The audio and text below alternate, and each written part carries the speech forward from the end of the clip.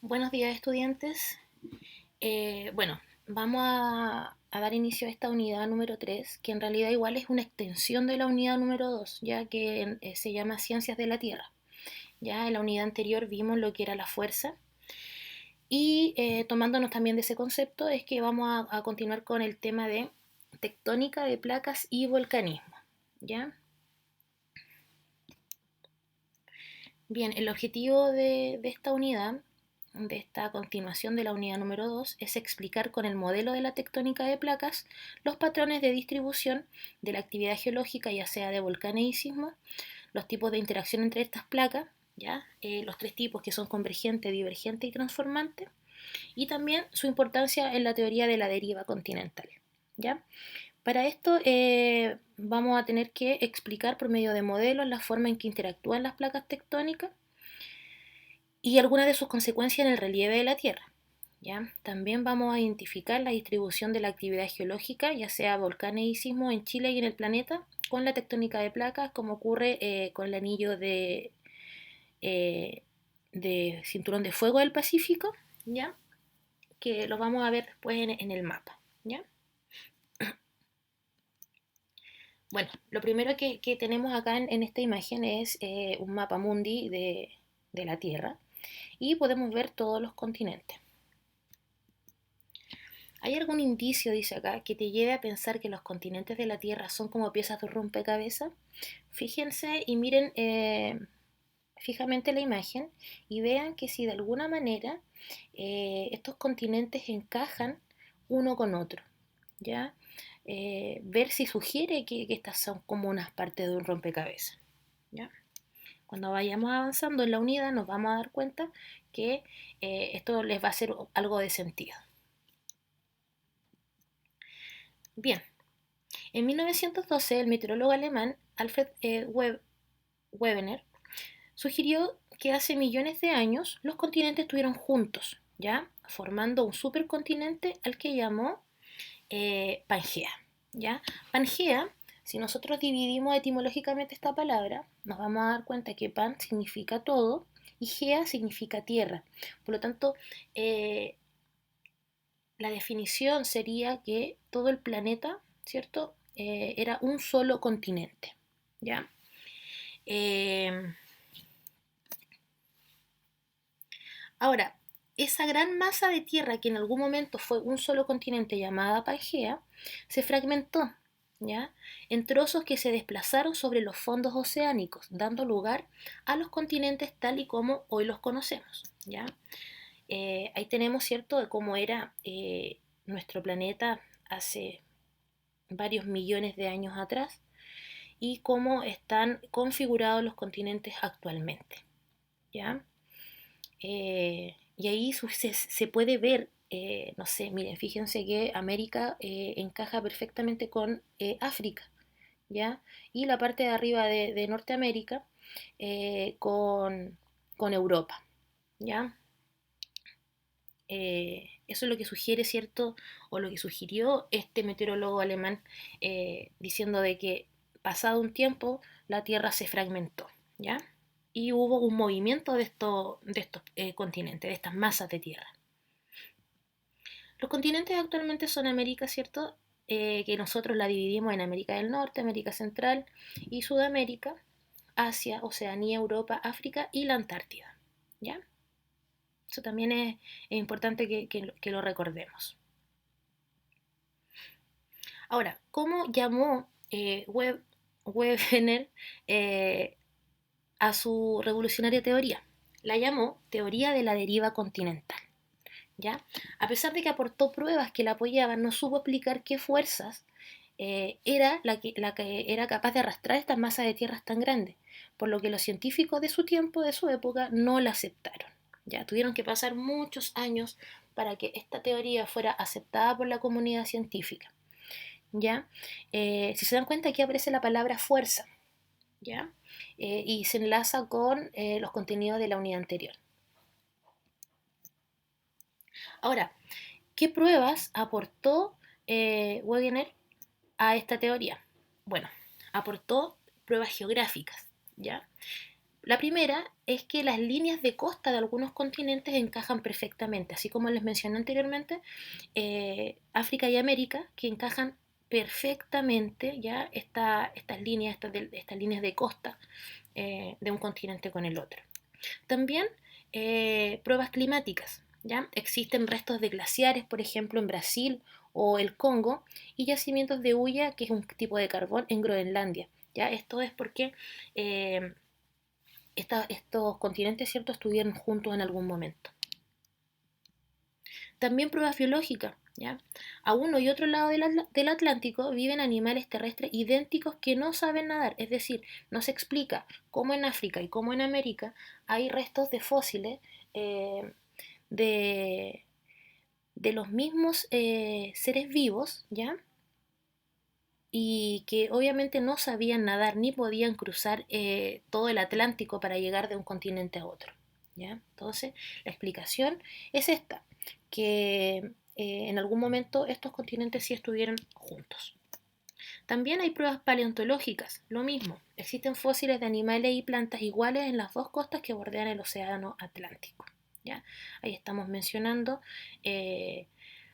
la costa de Brasil con cierto África también y otros continentes, o sea, perdón, otros países que limitan ahí. Por ejemplo, dice acá, ¿cómo podría explicarse la distribución actual de los restos fósiles de dos reptiles que no pudieron haber cruzado el... Perdón, avancé demasiado. Que no pudieron cruzar el continente? ¿Ya? Eso corresponde a lo que vimos acá en este momento, a las pruebas paleontológicas. ¿Ya? Y ahí tenemos, ¿cierto?, estos reptiles, ¿ya? Jurásicos, que se encuentran tanto en América como en África. Bueno, en la década de 1960 varios investigadores completaron y corrigieron la teoría de la deriva continental de Wegener y formularon la teoría de la tectónica de placas, ¿ya? Que es la que conocemos actualmente. ¿Qué nos dice esta teoría tectónica de placas? ¿Ya? Dice que la parte más sólida de la Tierra, ya que es llamada litosfera, no es continua, ¿ya? No, no es una sola parte sólida, sino que está dividida en grandes bloques o placas, ¿ya? Que encajan entre sí como las piezas de un gigantesco rompecabezas y que flotan sobre una capa del manto más densa y parcialmente fundida llamada astenosfera, ¿ya? En, en quinto, en sexto, ustedes vieron, ¿cierto?, las capas de la Tierra y las podemos ver acá en esta imagen en donde tenemos desde adentro hacia afuera, ¿cierto?, el núcleo interno, que es un núcleo sólido, ¿ya? Tenemos el núcleo externo y acá tenemos una de las capas que está en estado también sólido, ¿ya? Donde hay mucha roca fundida, ¿ya? Que es el manto. Y sobre este manto está la corteza terrestre, ¿ya? Que es la litosfera, ¿ya? Arriba de este manto están los océanos y los continentes. Acá, en esta imagen, vamos a ver cuál es la localización de las placas litosféricas o tectónicas, ¿ya? Por ejemplo, tenemos ahí la placa norteamericana, placa del Caribe, placa de Cocos, la placa del Pacífico, la placa de Nazca, que esa es la que interactúa con nuestro país, y la placa sudamericana, ¿ya? Tenemos la placa africana, placa árabe, euroasiática, filipina, indoaustraliana y la placa antártica, ¿ya? Y aquí podemos ver cómo estas placas, ¿ya?, están todas conectadas, son un rompecabezas.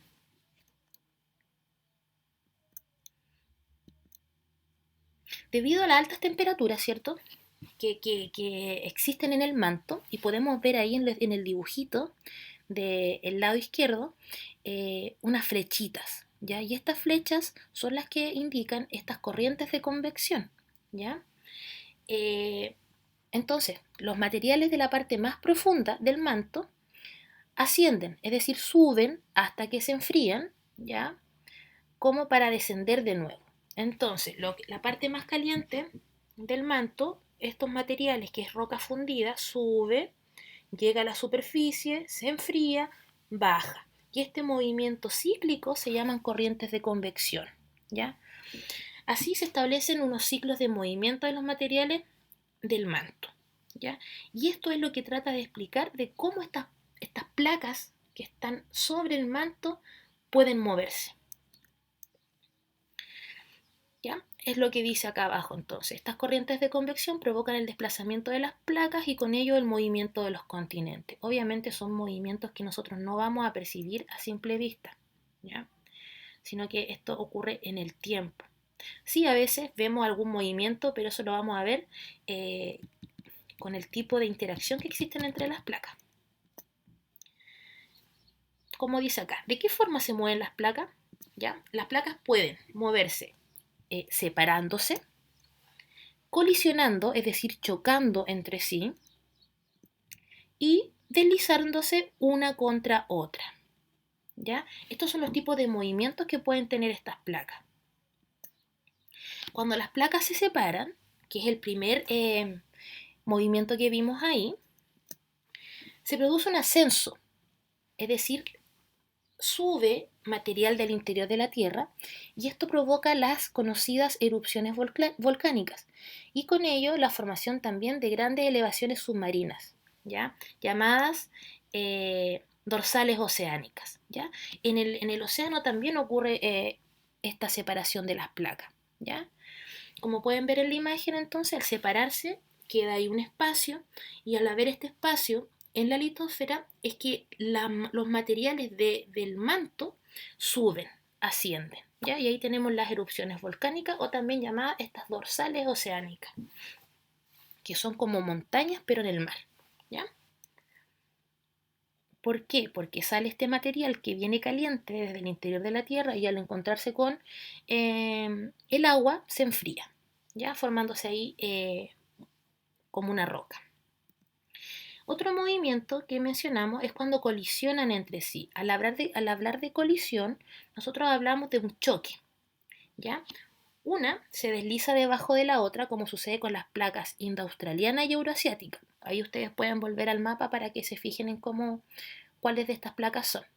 ¿Y qué ocurre como consecuencia de cuando dos placas colisionan entre sí, es decir, chocan? Ocurren fuertes terremotos, ¿ya? También se forman volcanes, ¿ya? Y por último, es de esta forma cómo se han formado, ¿cierto?, las cordilleras.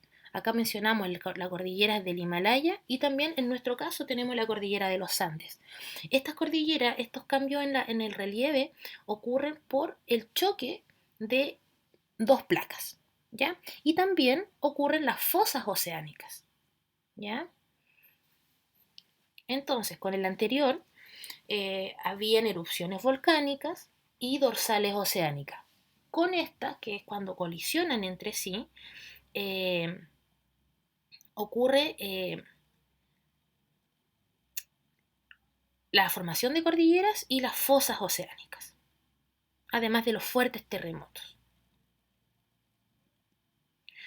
Ahora, cuando las placas se deslizan una con otra, se originan también grandes terremotos, ¿ya? La falla de San Andrés, que es una falla, ¿ya? Es como la unión que hay entre estas dos placas en California y en Estados Unidos, es una fractura provocada por el desplazamiento de las placas en direcciones opuestas. Este movimiento provoca fuertes terremotos como el que destruyó la ciudad de San Francisco en 1906. ¿Ya? Ahí está la falla de San Andrés. ¿Ya? Oh.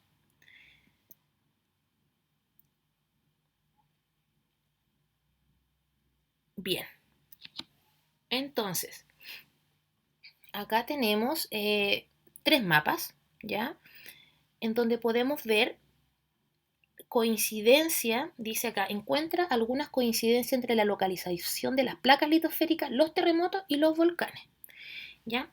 En la primera tenemos las placas, en la segunda tenemos con unos triangulitos ubicados donde está la mayor cantidad de volcanes y con unas líneas de color morado donde ocurre la mayor cantidad de terremotos. Entonces, si ustedes se dan cuenta, tenemos los límites de las placas arriba, abajo tenemos este cinturón de fuego que corresponde, ¿cierto? Cinturón del Pacífico, donde estamos nosotros, y si se dan cuenta, por la orilla de nuestro país, que nosotros sí tenemos un montón de volcanes, también somos un país muy sísmico. Ahora, si buscamos otro, por ejemplo, en el mapa, ahí aparece Tokio. ¿Ya? Tokio también es un lugar donde ocurren muchos terremotos. Arriba también tenemos ahí San Francisco, Los Ángeles, México, Managua, ¿ya? Que son también lugares en donde hay una gran cantidad de terremotos. ¿Crees, dice aquí, que existe alguna relación de causa-efecto entre la disposición de las placas y dónde ocurren los volcanes y terremotos? ¿Por qué Japón y Chile sufren sismos con bastante frecuencia? En cambio, Australia se considera una zona prácticamente asísmica. Ubiquen el continente australiano y analicen por qué Chile y Japón siempre están constantemente con sismos, con actividad volcánica, y Australia no. Ya, eso se los dejo a ustedes ahí como tarea y la van a tener que responder cuando tengamos nuestra clase de retroalimentación. Bien, a raíz de todo esto, de las consecuencias que generan este movimiento de las placas, es que vamos a hablar un poquito de la actividad volcánica. ¿Ya? ¿Qué son los volcanes? Si existen volcanes en tu región, eh, pueden también escribirlo en su cuaderno. Y si sabes de la erupción de alguno de ellos. ¿Qué es la actividad volcánica?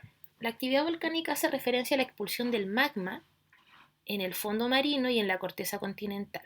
Este proceso está relacionado con la tectónica de placas y con la formación de volcanes y relieves, tal como se muestra a continuación. ¿Ya? Aquí tenemos, ¿cierto?, los límites de unas placas tectónicas, y al realizar un movimiento entre ellas, ya sea un choque o sea una separación de estas placas, originan también grandes cadenas montañosas, y esto va permitiendo la renovación de la corteza oceánica y terrestre, provocando también la formación de volcanes. En las zonas de subducción, la interacción entre las placas favorece la formación de volcanes. ¿Qué significa subducción? Cuando una placa se mete bajo la otra. ¿Ya? Ahora, ¿qué consecuencias tiene para un lugar en donde hay volcanes? ¿Ya?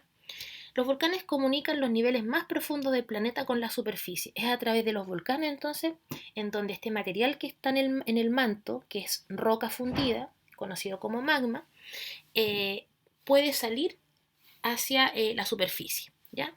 También la actividad volcánica son importantes agentes del cambio ambiental, ya que van a modificar el relieve y el desarrollo de la vida. Un volcán en erupción puede arrojar lava, ¿ya? Este magma, puede arrojar piedras, estas piedras volcánicas, cenizas y gases, ¿ya? Entonces, todo eso que sale desde el volcán va a modificar nuestro relieve y también el desarrollo de la vida alrededor de él. Algunas consecuencias de la actividad volcánica, entonces, son los geysers, por ejemplo, que están en Atacama, ¿ya? Estas fuentes de aguas termales, ya que están en constante movimiento, es una de las consecuencias. Otra de las consecuencias es que participan en la formación de las rocas que constituyen el relieve terrestre, por ejemplo, las que forman parte del desierto de Atacama. Ya estamos dando puros ejemplos de nuestro país. Ahora bien, los materiales expulsados por los volcanes, por ejemplo, esta ceniza, fertilizan los suelos, ¿ya? Si se pueden ver acá en la imagen, pueden ver que está el volcán Osorno, y cerca del volcán Osorno tenemos una zona bastante fértil, y eso lo podemos ver por el pasto verde que lo circunda. Bien, estas son algunas de las consecuencias entonces de la actividad volcánica. Ahora, como consecuencias negativas, ¿cierto? Ya lo sabemos, tenemos que destruyen, ¿cierto?, también el paisaje, el relieve. Si hay comunidades o flora y fauna alrededor, también se ve afectada. ¿Ya? Los gases también en aumento pueden contaminar la atmósfera. ¿cierto? Y siempre hay peligro, ¿cierto?, de muerte si es que hay volcanes muy activos cerca de las personas, ¿ya? Bien, espero que haya quedado claro. También pueden revisar su libro, ¿ya? Su libro de actividades, su libro de ciencias naturales y otras páginas de internet donde puedan interactuar. Ahora, yo les voy a mostrar rapidito la guía número 1, que lleva por nombre Tectónica de Placa y Volcanismo. El objetivo ya lo sabemos, los indicadores también. Dice aquí que van a revisar la clase, que es la que yo estoy grabando ahora, la van a buscar en el canal de YouTube, y luego van a responder esta guía. La van a tener que desarrollar en su cuaderno o si la tienen impresa van respondiendo en la misma guía. La primera actividad habla de relacionar. Ya tenemos que relacionar los conceptos de la columna A, que son estos, con las definiciones de la columna B. Entonces, por ejemplo, acá continente tiene el número 1 y buscamos acá la definición de continente y ponemos el número. ¿Ya? Eso, lo mismo con cada uno de estos conceptos. Son en total 12. Luego viene una actividad de reconocer. Entonces en la imagen yo les voy a presentar aquí una interacción entre las dos placas y ustedes me tienen que decir qué tipo de límite tienen estas placas. ¿Ya? Si es que se están separando, si es que están chocando o si es que se están deslizando una en contra de la otra. ¿Y por qué se basan en esto para afirmarlo? También, ¿qué consecuencias produce este tipo de límite? ¿Ya? Si es que produce terremotos, si es que produce volcanes, si es que produce erupciones, si es que produce cordilleras, si es que provoca dorsales oceánicas, etc. ¿Ya? Eso lo tienen que ustedes ahí argumentar. Luego dice acá, estudios han revelado que cierta flora y fauna fósil coincide en lugares que actualmente están muy distantes, como por ejemplo yo les dije el ejemplo de América con África. Ello sumado a que algunos de estos organismos serían incapaces de atravesar océanos. Si tuvieras que basarte en esta evidencia para debatir sobre la teoría de la deriva continental, ¿cómo la emplearías a favor o en contra de esta teoría? ¿Ya? Fundamentar ahí por qué entonces esto puede ser una prueba a favor o en contra de la teoría de la deriva continental.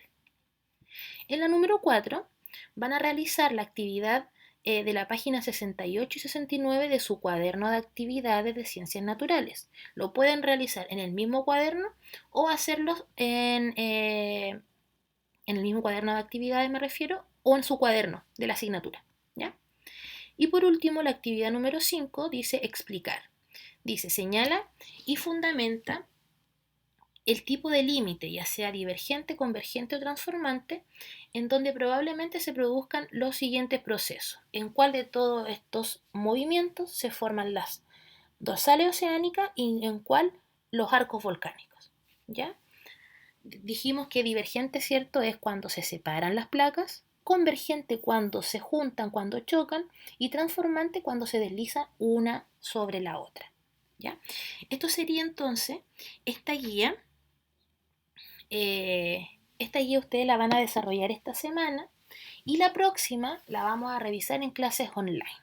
¿Ya? Entonces, muy importante que esta semana ustedes la hagan.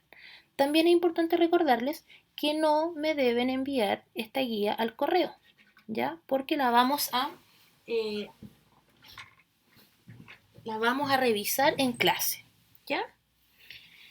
Eso, chicos, espero que hayan entendido. Como les digo, pueden revisar un montón de videos en YouTube, eh, pueden ver la clase una, dos, tres veces ya que va a estar en el canal y eso. Ya lo que sí puedo responder es en el correo, ¿cierto? Alguna consulta acerca de la guía. Y si no, la respondemos el día que la vamos a revisar online. ¿Ya? Así que los dejo invitados a que la próxima semana se conecten y participen de la clase. ¿Ya? Un abrazo y que tengan una muy buena semana.